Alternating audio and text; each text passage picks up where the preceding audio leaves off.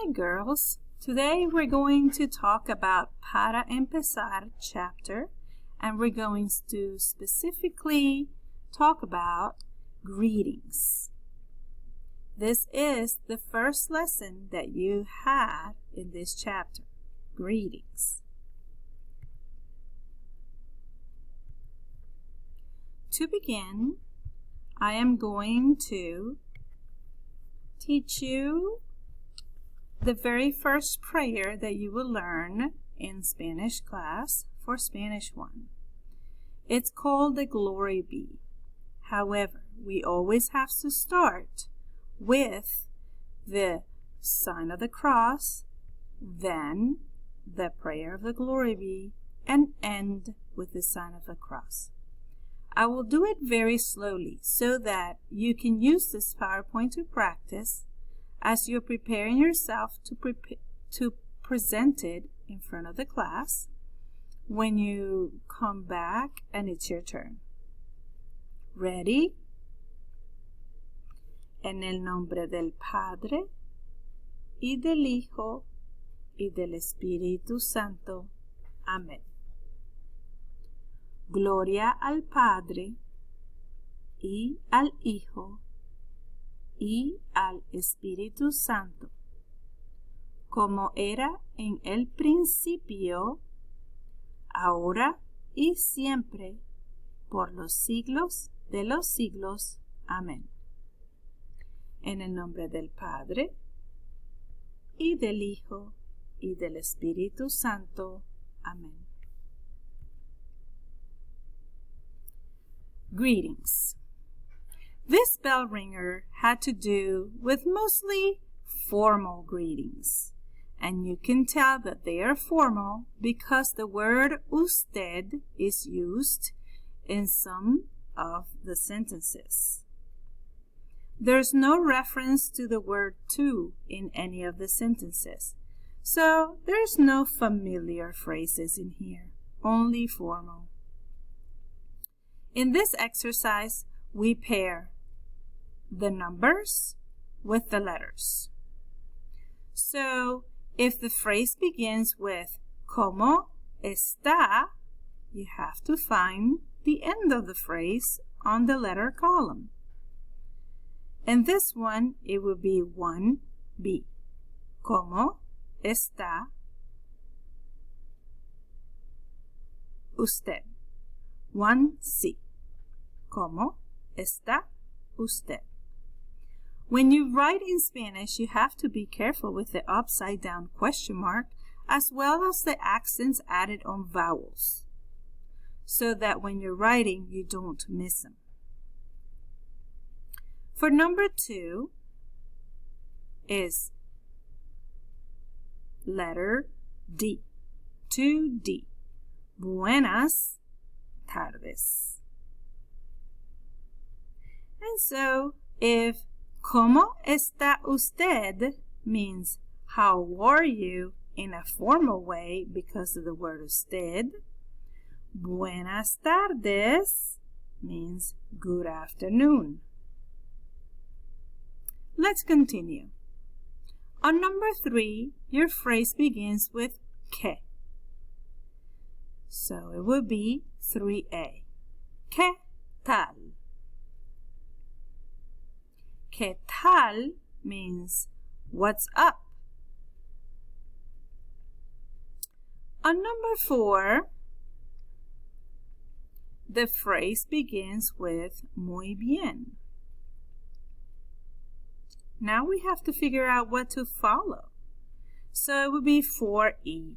¿Y usted? Muy bien. ¿Y usted? Number 5 is followed by B, 5B. Hasta mañana. And hasta mañana means see you tomorrow. See you tomorrow. All right, so let's review. The ones that had the word usted are phrases that are formal. There's one that might be informal and would be ¿qué tal? But really there's no reference to the word tú in there. So you really have to know that this is a familiar way of talking to somebody by knowing the meaning of that phrase.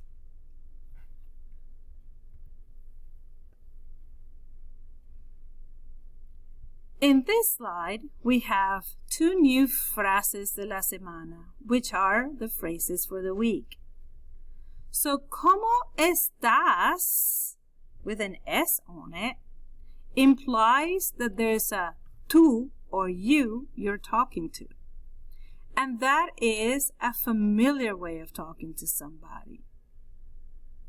However, on ¿cómo está usted, the word usted is implying that it's a formal way.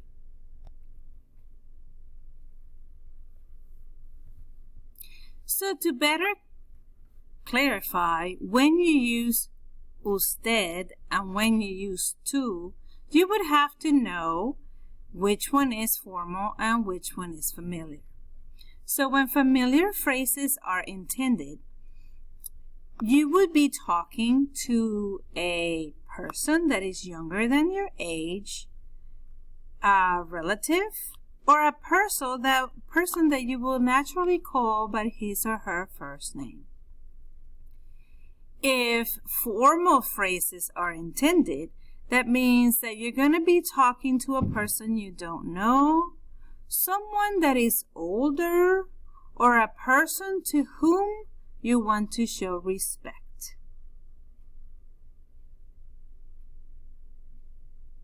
So, what are phrases that actually be familiar? Phrases like, ¿cómo estás?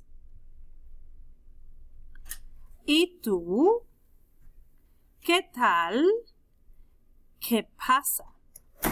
The phrases that would be formal would be ¿cómo está usted? Y usted.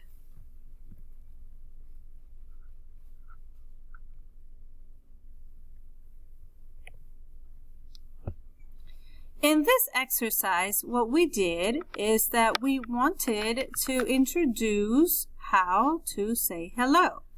So the word for hello is hola. The word for how are you, or the phrase for how are you, would be ¿cómo estás? The answer to those could be either mal, which means bad, or bien, which means good. And then if you want to reply back, you would say ¿y tú? ¿Y tú means and you. Then we practice be. In be, we're talking about a familiar situation in which two friends get together. So he says, Hola, Miguel, ¿qué tal? Miguel replies, Hola, ¿qué pasa? ¿Qué tal means what's up. ¿Qué pasa is what's happening. On C, it's two friends, but they're no longer saying hello. They are departing. So when they are separating from each other, they would say different phrases like, Hasta luego. Ana, and then Ana replies, Hasta luego. Hasta luego means see you later. On D, Señora Daza, which is a formal person, says adios. And Señor Ortega replies, Adios, señorita. The word señorita is giving her the time to say it's a formal interaction because I'm saying señorita.